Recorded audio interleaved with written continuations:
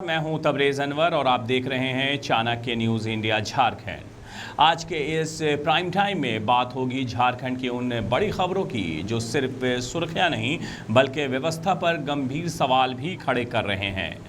धनबाद में एक तरफ राष्ट्रीय जनता दल ने अपने 30वें स्थापना दिवस पर संगठन मजबूत करने का संकल्प लिया है, तो दूसरी तरफ उसी धनबाद की साउथ बलियारी कोलियरी में बड़ा हादसा टल गया, जहां कैरेज का ब्रेक फेल होने से कई मजदूर घायल हो गए हैं। शुक्र रहे कि किसी की जान नहीं गई।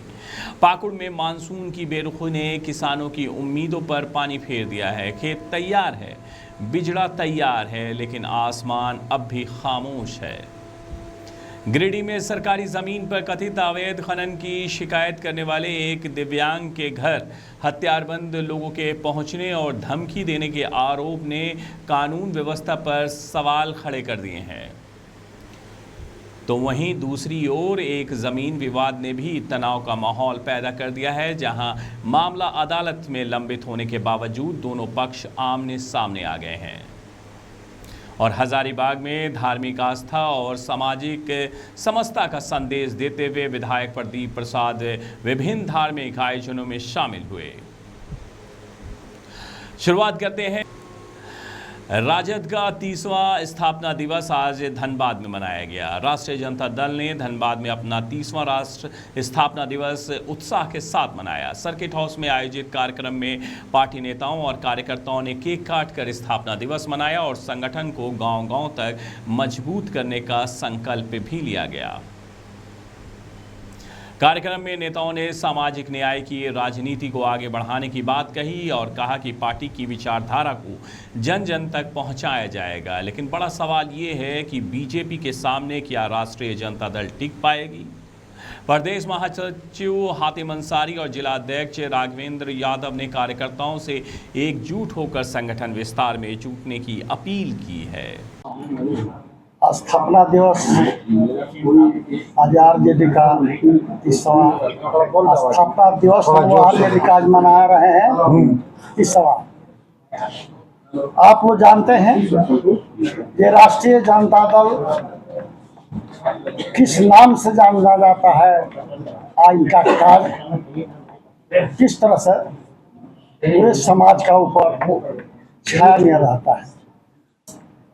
लालू प्रसाद यादव जिसका नाम है, जिसका नाम राष्ट्रीय जनता दल है, वो सामाजिक अन्याय का नेता है। हम चाहेंगे जिस तरह से एक समय 90 का आप लोग याद कीजिए, जनता दल क्या थी। समाज का लोग आज भी लालू प्रसाद जी वही हैं। समाज का लोग आज भी उनको छोड़ने का नहीं चाह रहे हैं। आज भी समाज के लोग उनको देख रहे हैं। ये समाजवाद का जो कड़ी है, जो समाज में देन है, लालू प्रसाद यादव में दिखाई पड़ता है, राष्ट्रीय जनता दल में दिखाई पड़ता है। हम चाहेंगे जे जिस तरह से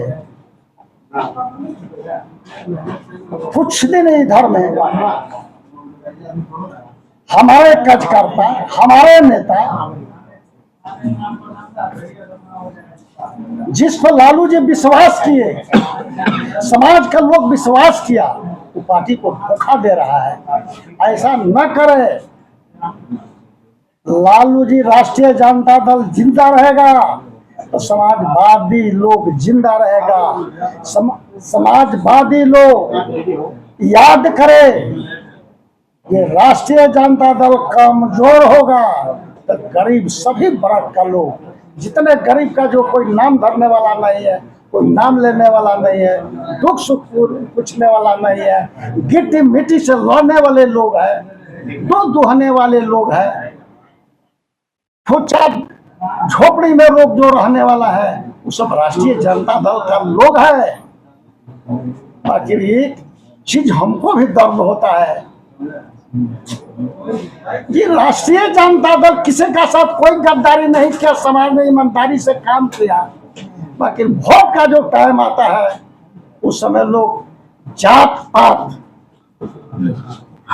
के बात करते हैं, उस समय समाजवादी को जो लोग याद करे तो आज भी समाजवादी और लालू जी का पार्टी पूरा देश में मौजूद होगा।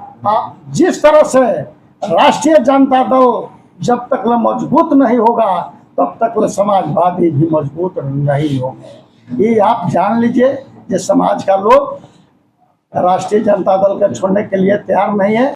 बाकी हम कहेंगे एक चीज और, ये राष्ट्रीय जनता दल है कि मेरे घर की पार्टी है, सभी लोग की पार्टी है। बाकी इसमें जो नियम कानून है सभी नेता को हम कहेंगे, चाहे बड़ा हो चाहे छोटा है, आप बाईपास करके किसी को मत चलिए। जो आप यदि मीटिंग करते हैं तो नियम का तहत चलाइए। आप किसी को जब खुद आप मीटिंग करने चले हैं आप गलत काम करिएगा तो समाज में क्या प्रभाव पड़ेगा। लालू जी जेल जाना पसंद कर रहे हैं, सारा संपत्ति उनके दाव पर लगी है, सारा बेटा बेटी उनके दाव पर लगा है, पूरे उनके समाज के लोग आज दाव पर लगा हुआ है। बाकी अपना सिद्धांत का छोड़ने का काम नहीं करते हैं। वो राष्ट्रीय जनता दल है, हम 5 या 100 का बात नहीं करते हैं। बाकी हम ये जरूर कहेंगे कि जब हम अपने घर में ईमानदारी से नहीं बढ़ सकते हैं, हम जो ईमानदारी हक का बात सही से नहीं कर सकते हैं, सही बात को नहीं रख सक पाते हैं, चलने का हम सही ढंग नहीं दिखा सकते हैं, तो कैसे हम आगे बढ़ेंगे। इसलिए चाहेंगे सही जाति को लोग का जोड़ के चलिए। राष्ट्रीय जनता दल कल भी मजबूत था, हम चाहेंगे ये प्रखंड का लोग, जिला का लोग, प्रदेश का लोग, राष्ट्रीय जनता दल लालू प्रसाद जी कहियो कमजोर नहीं थे और आज भी कमजोर नहीं है। राष्ट्रीय जनता दल मजबूत रहेगा। चलिए यही कहा कि अपना धनबाद जिला राष्ट्रीय जनता दल के तत्वाधान में धनबाद परिसदन में हम लोग राष्ट्रीय जनता दल के 30वां स्थापना दिवस मना रहे हैं और यह संदेश पूरे देशवासियों के बीच हम पहुंचाना चाहते हैं और अपने लोगों को यह बताना और समझाना चाहते हैं कि गुल है, गुलशन है, गुलफाम है लालू। गुल है, गुलशन है, गुलफाम है लालू और एक अकेला होकर भी आवाम है लालू। आप लोगों ने देखा है दबे कुचले शोषित अल्पसंख्यकों के आंखों में एकमात्र उम्मीद का चमकता हुआ किरण शेरे हिंदुस्तान लालू प्रसाद यादव जी ने हर घर के कोने कोने में, हर शहर के हर गलियों में जाकर के अपने लोगों को जगाया है, अपने लोगों के स्वाभिमान को बचाया है और उनकी इज्जत को और उनके दुख दर्द में हमेशा मरहम लगाने का काम किया है। दोस्तों, इससे एक संदेश जरूर जाता है। आज भी हम लोग देखिए, ये आताताई सरकार हमारे नेता के साथ जो भी किया, उन्होंने हंसते हंसते उसे जवाब दिया और यह बात अभी एकदम सामने आई है कि वक्त भी गुलाम होता है, वक्त भी गुलाम होता है, तकदीर एहतराम करती है और हौसले जिसके बुलंद हो उसको झुककर दुनिया सलाम करती है। यह बात आज ही आप लोगों ने देखा कि हमारे नेता का जो छीना गया था बॉडीगार्ड से लेके तमाम, वो सारे को लौटाने का काम जो है यह आताताई सरकार सम्राट चौधरी ने किया, बुलेट प्रूफ गाड़ी के सहित। इसलिए हम लोग यह 30वां स्थापना दिवस के उपलक्ष्य पर यह संकल्प करते हैं कि हम लोग गली गली में धनबाद के, कूचे कूचे में धनबाद के गरीबों, गुरबों, दलितों, शोषितों, वंचितों के घरों में जा जा करके राष्ट्रीय जनता दल का पैगाम पहुंचाएंगे और उसे समाज की मुख्य धारा में जोड़ करके लालू प्रसाद यादव जी के सामाजिक न्याय को हम लोग बुलंद करने का काम करेंगे। इतना ही कहकर मैं अपना उपसंहार। मेरा नाम जयप्रकाश यादव, प्रदेश सचिव राष्ट्रीय जनता दल झारखंड। साउथ बलियारी कोलियरी बड़ा हादसा टला है। जैसा कि हमने आपको बताया कि आप बात उस खबर की जिसमें एक बार फिर कोयलांचल की सुरक्षा व्यवस्था पर सवाल खड़े कर दिए हैं। धनबाद की साउथ बलियारी 6 फीट कोलियरी के अंडरग्राउंड माइंस में काम पर जा रहे मजदूरों से भरा कैरेज अचानक ब्रेक फेल होने से अनियंत्रित हो गया। इस हादसे में कई मजदूर घायल हो गए।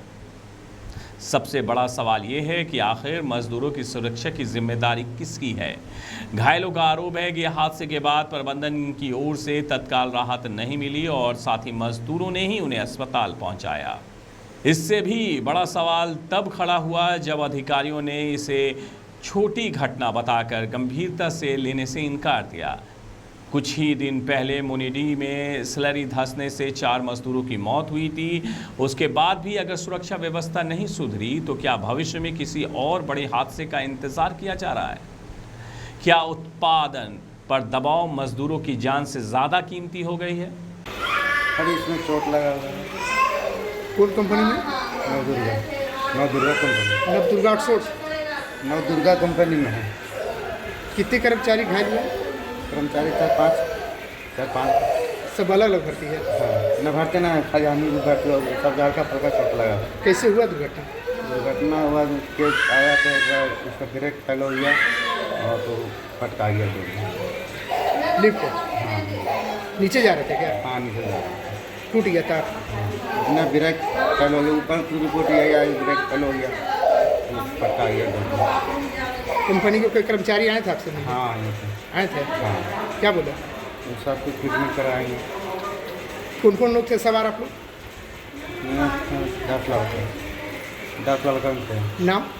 नाम तो सबको याद नहीं कर सकते। लगभग कौन कौन है? लगभग चंदन और कौन सा नाम होगा? दिलीप, उपेंद्र, महबूब।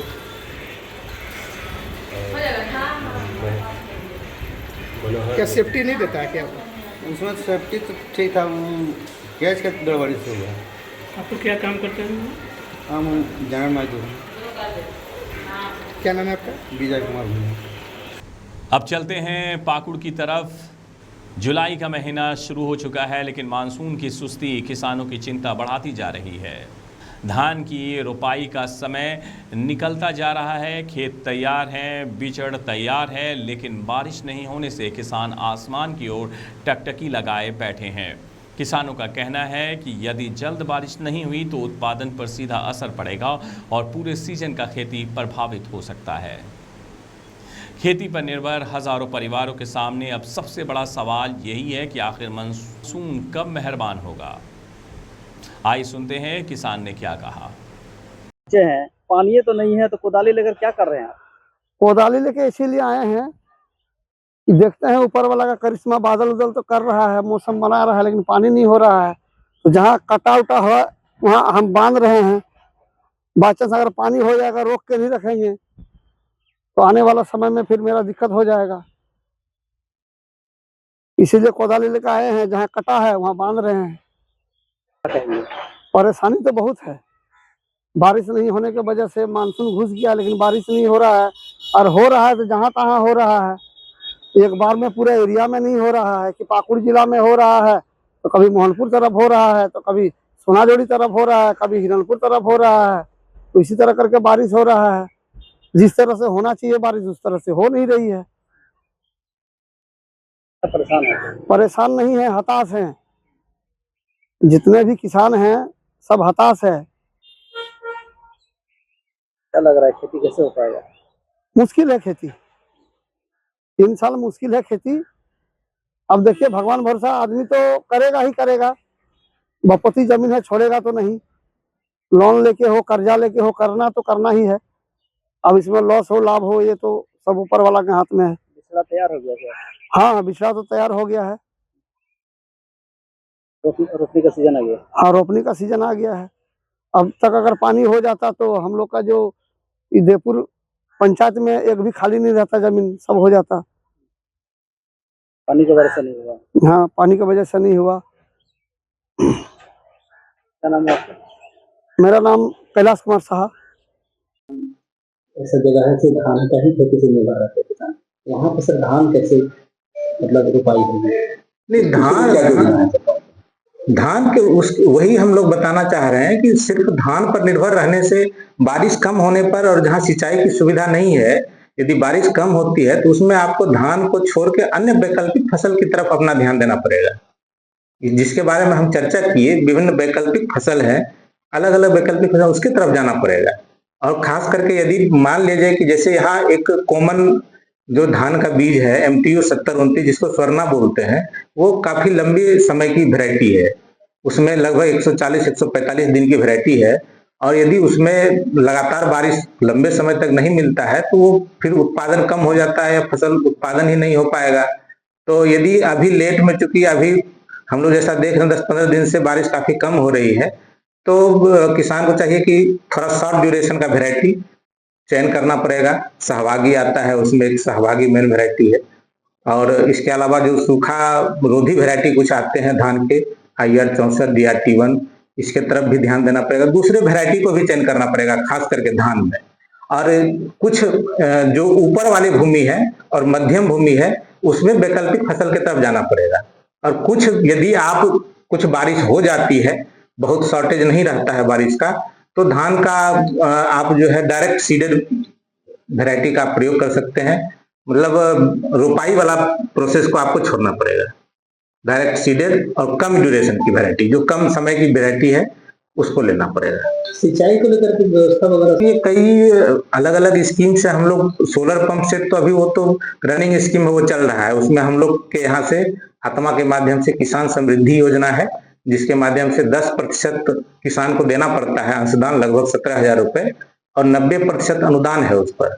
उसके माध्यम से किसान अभी भी किसी भी समय अप्लाई करेंगे, हम लोग 1 महीने के अंदर उपलब्ध करा रहे हैं अभी सोलर पंप। इसके अलावा PM कुसुम से भी, PM कुसुम में भी आप आवेदन कर सकते हैं। किसान समृद्धि में ट्रॉली के साथ है 2 HP का सोलर पंप, और किसान समृद्धि में जो है अस्थायी वाला सोलर पंप है। जिस तरह से हम लोग अभी तो फिलहाल हम लोग है कि मतलब कि दूसरे फसल से हम लोग कितना कंपनसेट कर पाते हैं, यो अलग अलग जो मेजर है उससे कितना कंपनसेट कर पाते हैं, और उसके बाद जैसा हम लोग को मार्गदर्शन मिलेगा सरकार से, उसके हिसाब से हम लोग काम करेंगे।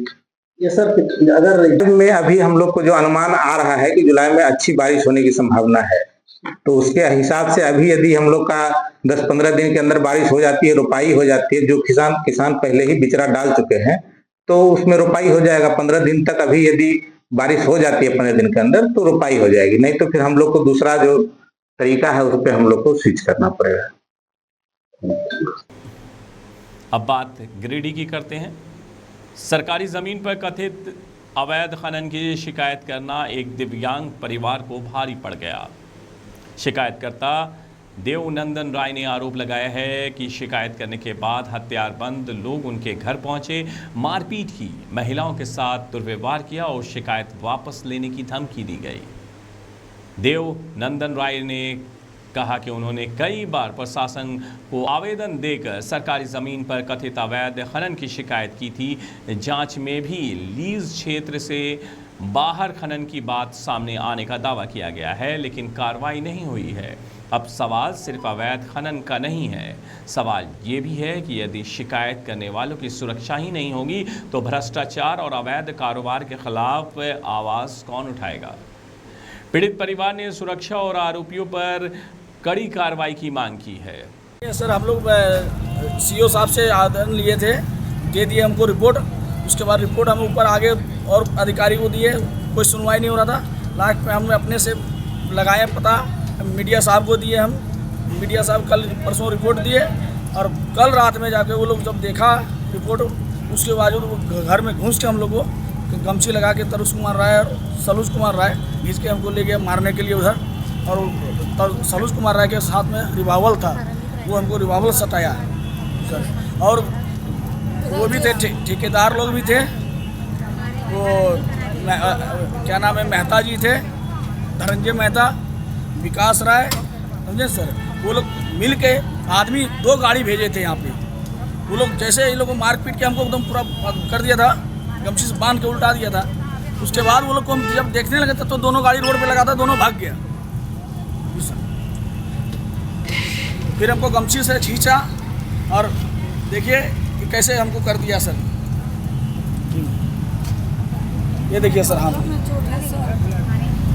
देखिए सर, माथा कैसे फूला हुआ है। थाना में आवेदन दे दिए आप लोग? हाँ जी, थाना में आवेदन दिए। थाना में फुल फैमिली रात को रहे क्योंकि वो रहा था अगर यहाँ गांव में दिखे काट देंगे रात को। हम लोग सब पैदल जमुआ आए सर, कोई थानेदार नहीं गए। और उसके बाद रात को हम बोले तो ले नहीं रहते एप्लीकेशन, बड़ा मुश्किल से लिए हैं।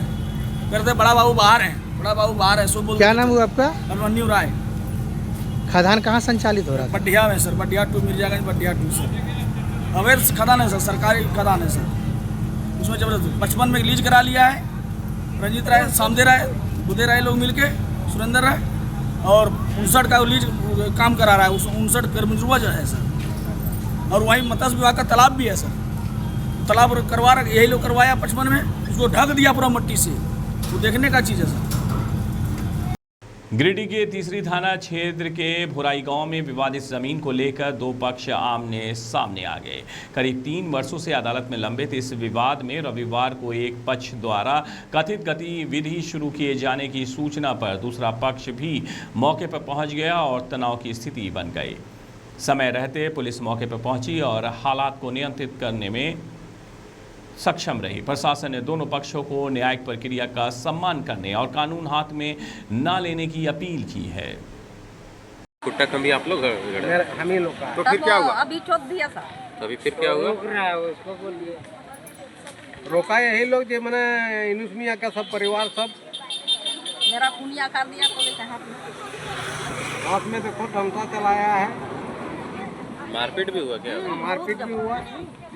आदमी लेके मरबैले हम दिए वे मरबैले है बात नहीं देखा है ना? देखा मार ले क्या हम लोग मना करते हैं। आखिर में सब 4-5 घर बनाया। हम लोग सरकारी अमीन किया। अब कोर्ट में फिर मामला चल रहा है। अब फिर भी यहाँ मैंने घर बन रहा है। इसीलिए हम लोग चलिए चल बाप के जमीन है, चलो आज मैंने हम लोग घर बनाएंगे और वहीं रहेंगे। ये सब रात में यहाँ रहती है तो हमने रात की रात घर बन रहा है। मैंने हम लोग के बाप दादा के मजलू मजी का जमीन है और मैंने सादा हुक्मनामा हम लोग, इसीलिए मैंने पूरी महुआ में हम लोग को तारीख चल रहा है। से तारीख भी मैंने छोड़ने करके मैंने तारीख दे रहा है। कुछ मामला सही से नहीं दे रहा है, इसीलिए हम लोग मैंने काम कर रहा था।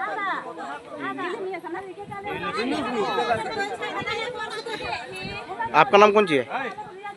क्या नाम हुआ आपका? रामजीत मुर्मू।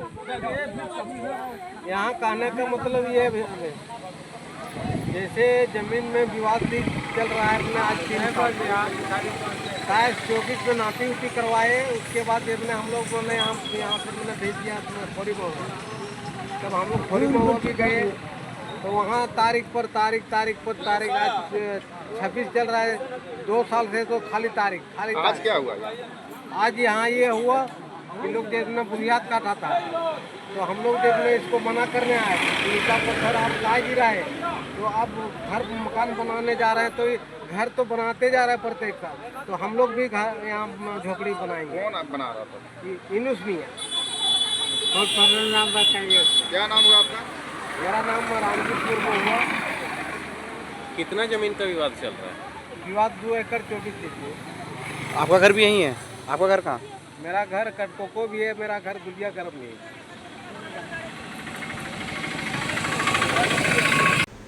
अब खबर हजारीबाग से पढ़ते हैं, जहां पर धार्मिक आयोजन में शामिल हुए विधायक। हजारीबाग में विधायक प्रदीप प्रसाद सिलवार स्थित श्री जगन्नाथ धाम में भगवान शिव की प्राण प्रतिष्ठा के अवसर पर आयोजित कलश यात्रा में शामिल हुए। इसके बाद उन्होंने मेरू में आयोजित श्री श्री 108 रुद्र चंडी महायज्ञ और काली मंडी प्राण प्रतिष्ठा महोत्सव में भी भाग लिया।